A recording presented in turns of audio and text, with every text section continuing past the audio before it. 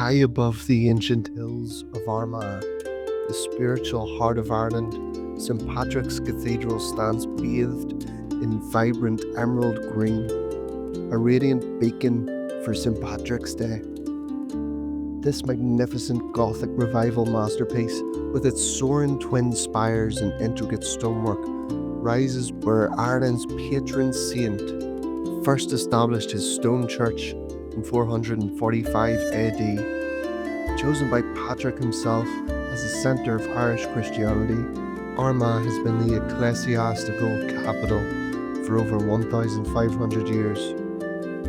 On St. Patrick's Day, the cathedral glows in honour of the man who brought faith, hope, and the shamrock simple message of the Trinity to these shores. It tells a story of resilience, built through famine and perseverance, completed in 1904 as a symbol of enduring Irish spirit.